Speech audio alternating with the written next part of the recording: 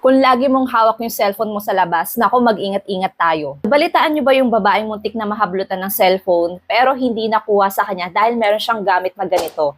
Phone lanyard. Hinila sa kanya ng snatcher itong cellphone niya, pero nga dahil meron siyang gamit na phone lanyard, nung pagkahila sa kanya, sumabit kasi nga nakasuot sa kamay niya. So, hinila niya pababa nung babae.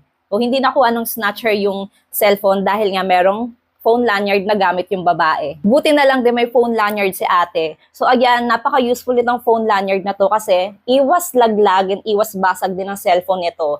Tingnan nyo, kapag nakasuot siya sa inyo, o diba, hindi siya malalaglag or mababasag kasi nga nakasuot siya sa wrist nyo. Tapos iwas hablot pa, lalo na kapag nasa labas kayo at lagi nyo ginagamit yung cellphone nyo.